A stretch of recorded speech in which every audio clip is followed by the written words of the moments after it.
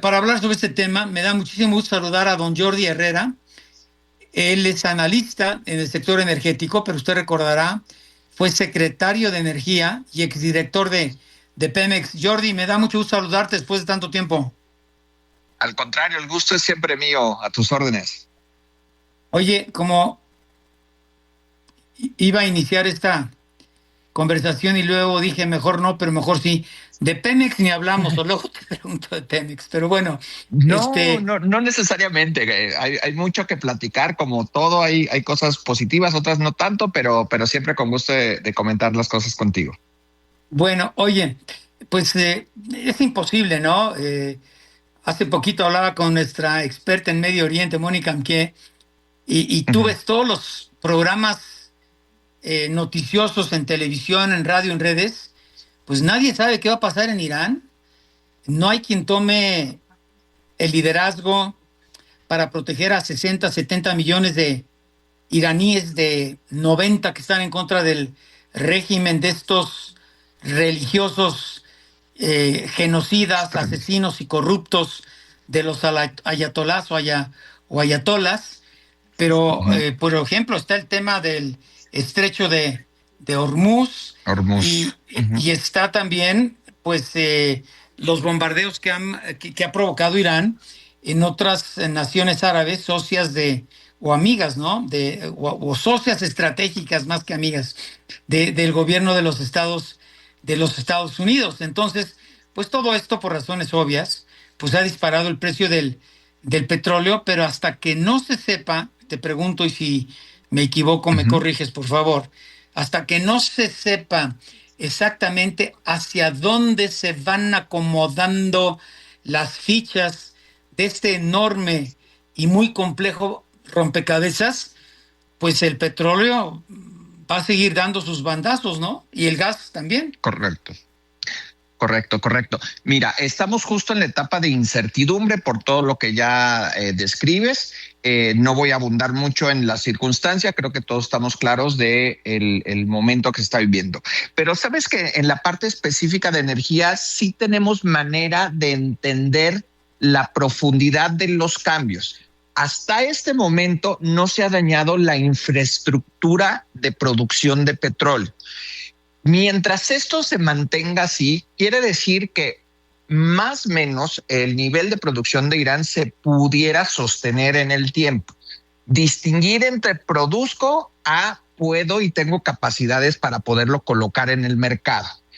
Ahora bien, sí, Irán es una potencia petrolera, pero ya dejó de ser un factor decisivo en la producción mundial.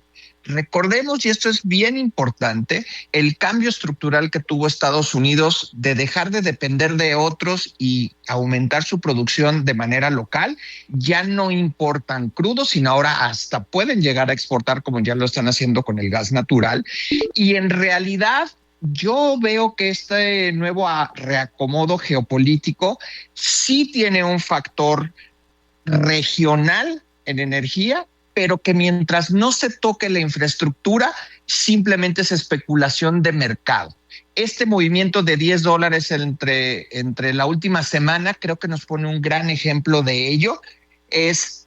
Hay incertidumbre de en dónde se podrán colocar esos barriles, pero ya existen esos barriles. Distinto sería si, como en los 90s, aquella guerra con Irak y Kuwait, donde sí se daña la producción petrolera y entonces tardaría mucho tiempo en volverse a ajustar el mercado. Pero ese escenario no está hoy en la mesa. Oye, Jordi, tengo entendido que Irán vende, ¿qué es el 20% del petróleo y gas que se consume a nivel mundial? No, no, no, en absoluto. Mira, creo que todos nos quedamos con una desactualización, probablemente por culpa de la pandemia. Hoy tienes a 4 grandes productores que son Estados Unidos, Arabia Saudita, que es la propia Rusia y China, que entre ellos deben andar rozando el 50% de la producción mundial. Depende mucho si lo haces con condensados, sin condensados, gas, pero digamos, simplificamos la ecuación para la gente, de 100 millones de barriles diarios que se producen, la mitad lo controlan 4 países. Irán Pero contribuye, es China uno de también, los... China tiene muy poco petróleo, ¿no? También ha ido cambiando esto. China debe estar produciendo en cantidades similares a las de Irán, es decir, entre 4,5 millones de barriles diarios, pero muy lejos de los casi 20 que está produciendo Estados Unidos. Entonces, la correlación no es la misma que hace algunos años. Estados Unidos, o si me apuras, el continente americano ya no necesita del petróleo proveniente de Irán. Muy distinto en términos regionales a lo que le pudiera suceder a la India, que creo que es aquí el gran afectado, o inclusive todavía la parte de importación de otras economías como asiáticas, como puede ser China. Es más un efecto regional, pero sí quisiera dejar muy claro que es siempre y cuando se dañe la infraestructura de producción. Mientras esto no suceda, mientras no haya bombazos, déjame ponerlo así, en la parte productiva, es un ajuste de mercado y es temporal, distinto a que si hubiera destrucción de infraestructura, que entonces sí nos llevaría a un nuevo equilibrio y podríamos ver barriles de $100 por esos 4 millones de barriles que se salen de mercado. Pero además, si me permite rápidamente, hay un as bajo la manga para estabilizar el mercado, que es Arabia Saudita. Arabia Saudita tiene el dinero y la capacidad para incorporar barriles al mercado, es decir, ya está preparado y tiene la infraestructura y reponer o sustituir lo que Irán deje de producir. Entonces, yo no veo, puedo estar equivocado por la distancia, pero yo no veo un cambio muy profundo en el corto plazo. Esperemos saber el alcance y la magnitud de la destrucción que se pudiera dar, pero recordemos que si Arabia Saudita está, digamos, en la misma lógica de mercado que el resto del planeta, ellos pueden rápidamente poner barriles en el mercado y estabilizar el precio, con altas y bajas por la incertidumbre política, pero no los fundamentales de la industria energética. Oye, pero a ver, el estrecho de Hormuz, ¿qué tanto puede afectar si se cierra por los norteamericanos o los iraníes, ya no sabes? ¿Qué tanto puede afectar el precio de exportación del petróleo y del gas? Mira, yo creo que ya es un tema de índole regional más que global. Los más afectados serán los que viven de la importación de esos barcos que llevan crudo de Irán o de la región, y que tiene ya muy poco que ver con Europa o con América en su conjunto. Es decir, tienes afectaciones por el simple cierre de manera temporal en la región del sur de Asia, quizá del sureste asiático, pero hasta ahí. Otra vez, mientras esto no sea estructural, son ajustes de expectativas de mercado que se corrigen en el tiempo mientras estén esos barriles disponibles. Y la llave de todo esto, te decía yo, en mi entender, es Arabia Saudita. De hecho, hubo un comunicado de los países exportadores de petróleo hace unos días, donde decían que estaban listos para incorporar entre 200 a 400 mil barriles diarios en cuanto sea necesario. Entonces, hay un juego político distinto a un cambio estructural en el mercado. Hay afectaciones, sí, de índole regional, mucho más claro en el tema petrolero que del gas, y es la afectación a qué lado del mundo.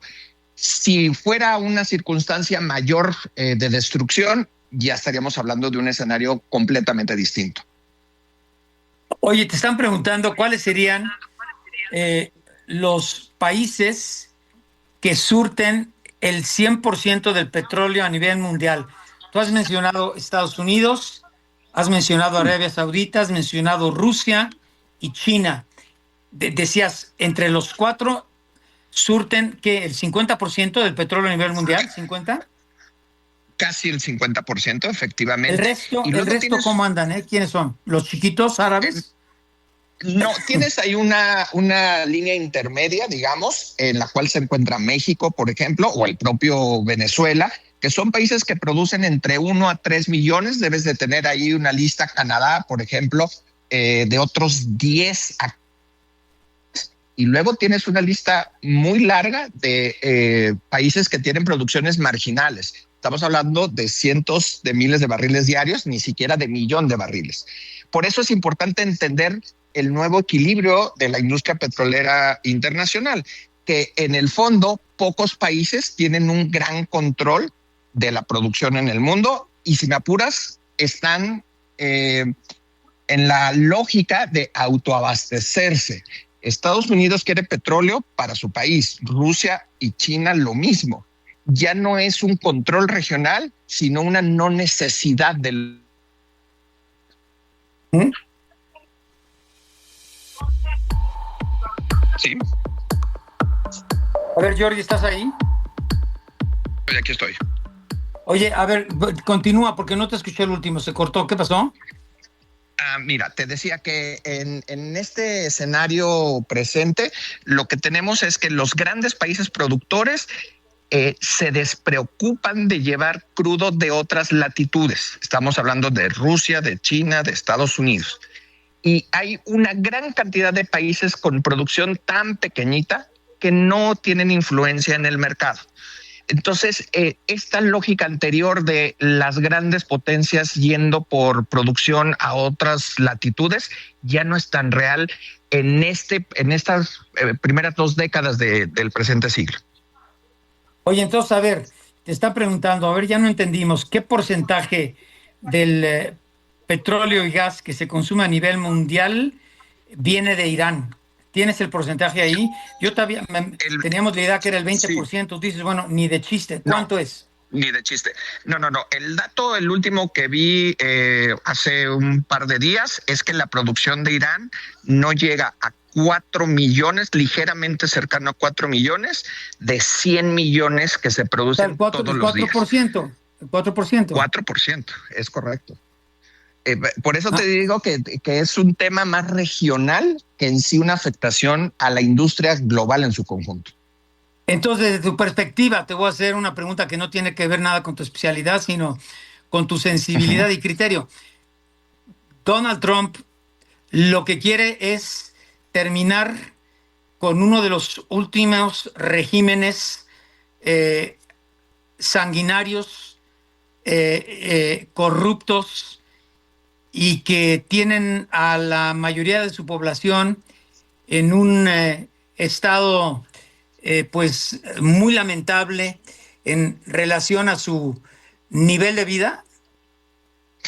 Mira, hasta donde yo alcanzo a ver, tiene más que ver con la posibilidad del desarrollar armas nucleares y tener Ah, cohetes de largo alcance, que tratar de buscar un cambio de régimen por las características que tú pero eso mencionabas. Es también más, quiere, porque lo ha repetido tantas veces, oye, aprovechen iraníes en este momento para tomar el poder sí, a claro. la población. Sí, digamos, siempre va a ser conveniente que el cambio venga de dentro a ser impuesto por fuera, pero digamos, la amenaza no es energética. La amenaza, estando tan lejos, no es de tipo ideológico o de migración, si fuera. La amenaza real tiene que ver con la posibilidad de que cuente con armas nucleares y que con la tecnología que sabemos que sí tienen, puedan alcanzar aliados estratégicos de los Estados Unidos, incluidos los mismos países árabes moderados. Y por supuesto Israel. Yo entiendo más en geopolítica que es una acción defensiva para evitar el que me puedan amenazar, y como complemento un cambio de régimen, que una cosa llevó al objetivo en sí mismo. Para mí es un nuevo orden mundial. Quizá la palabra está ya un poco trillada, pero digamos, de los que venimos de los 80s y de aquella época de la Guerra Fría, es un reacomodo de la lógica de poder en el mundo, que en esta circunstancia tiene más que ver con una medida defensiva que con cualquier otra consideración, incluida la energética. Oye, pero entonces, ¿por qué los demócratas le dicen a Trump, eres un mentiroso y estás haciendo lo mismo que con Irak, cuando supuestamente tenía armas de destrucción masiva y nunca encontraron absolutamente nada? Y dicen, Irán no tiene la capacidad de la que tú hablas de amenazar al mundo con armas nucleares. Entonces, ¿mienten los demócratas o miente Trump? Y mira, yo creo que aquí hay abismo de diferencia entre información clasificada y la información común, aun cuando sean congresistas. Me da la impresión de que sí hay algo muy importante sucediendo por allá por la reacción de los aliados árabes. Si esta fuera una ofensiva de Estados Unidos solo, sin algún un aliado en la región que comprendiera la situación, pues podríamos dar por válido el argumento de los demócratas. Pero yo lo que estoy viendo es esta ofensiva va arropada con muchos aliados regionales que están considerados, bueno, que ya han sido atacados. Podemos hablar de Emiratos Árabes, podemos hablar de la propia Arabia Saudita. De hecho, ahorita en las noticias se habla de un posible ataque con drones a la embajada en Arabia Saudita. Entonces, me da la sensación de que hay algo más que no alcanzamos a visualizar, y no olvidar que es año electoral en los Estados Unidos y unos dirán está mintiendo y los otros se irán a defender. Don Jordi Herrera, ex secretario de Energía y director de Pemex, exdirector de Pemex. A ver, hay algo bien interesante que comentaba el licenciado Herrera. Dice, no es cierto que Irán es un gran proveedor de petróleo y gas a nivel mundial. Al contrario, en el mejor de los casos, contribuye de los 100 millones que se consumen al día, con 4 millones. O sea, Irán es un productor chiquito a nivel mundial, con solo el 4% de la producción total. Entonces, la conclusión es, pues realmente Donald Trump no va por el petróleo. Bueno, tiene yacimientos muy importantes, pero realmente el pretexto no es el petróleo, después de que tomó la decisión que no tiene retorno, después de matar al líder supremo de los ayatolas o ayatolas. Entonces, sí, al licenciado Herrera, yo creo que sí, hay que creerle que le preocupa mucho evitar que desarrollen armas nucleares, siendo pues el diablo del mundo, ¿no? O el país, el number one en cuanto a terrorismo se refiere, y también como financiero de muchos grupos terroristas a nivel mundial. Entonces, hay que creerle a Donald Trump. En otras palabras, Jordi, si no me corriges, de que sí, él cree que se tiene que evitar que los iraníes sigan desarrollando algún tipo de arma nuclear, quizá para evitar que en el mapamundi pues nazca otra Corea del Norte, ¿no? Digo, no lo sé.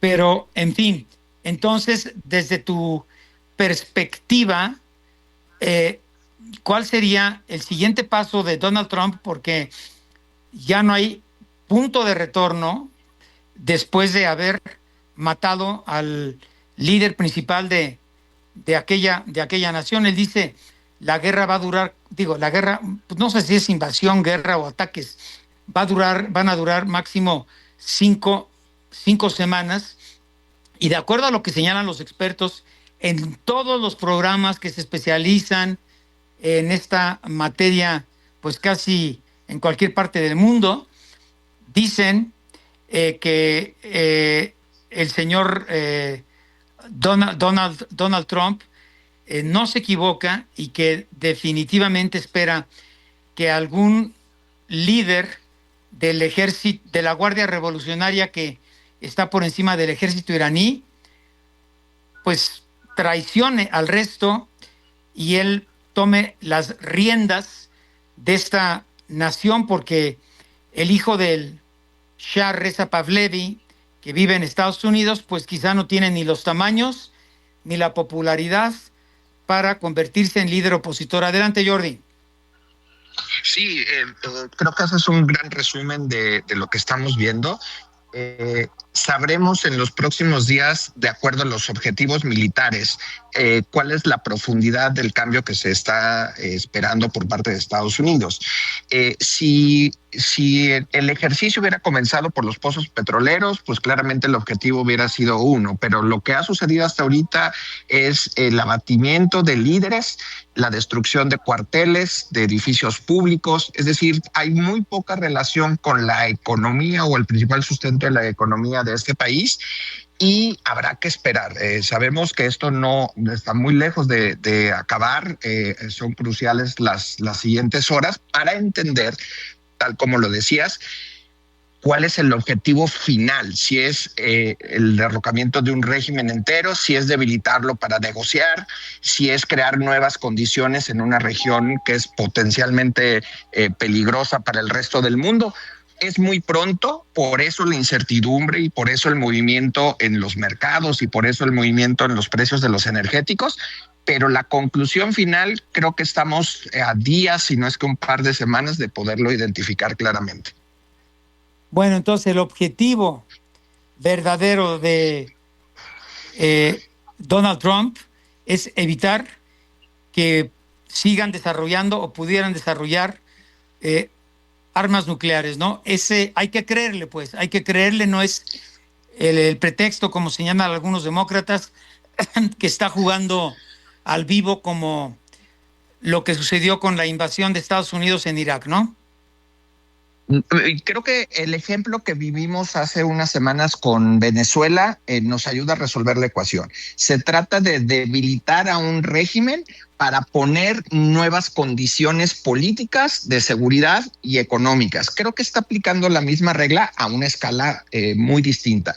Si el objetivo hubiera sido meramente energético, la manera en que sucedió lo de Venezuela hubiera resultado distinta y estamos más o menos en el mismo escenario en Irán. Es decir, lo importante es el debilitamiento, buscar que sea el pueblo mismo el que haga esa transformación, pero en el fondo lo que se busca es un nuevo acuerdo para tener negociaciones distintas y entornos distintos a partir de estos hechos.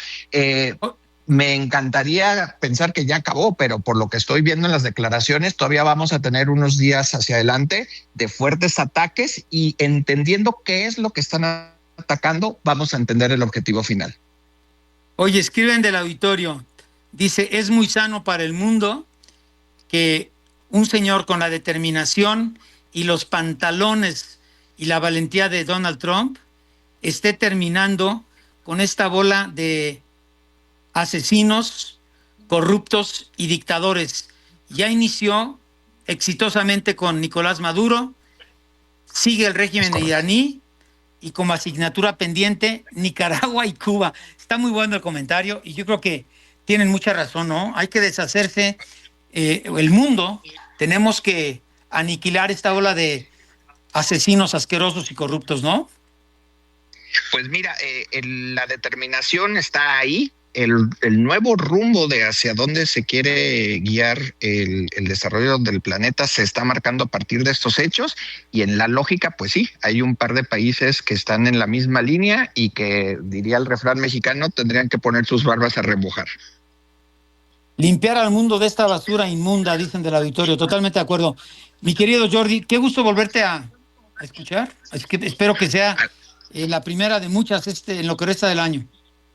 Sabes que yo encantado, me da muchísimo gusto escucharte de nuevo y aquí estoy siempre con todo gusto. Gracias, Jordi Herrera, exsecretario de Energía y exdirector de Pemex.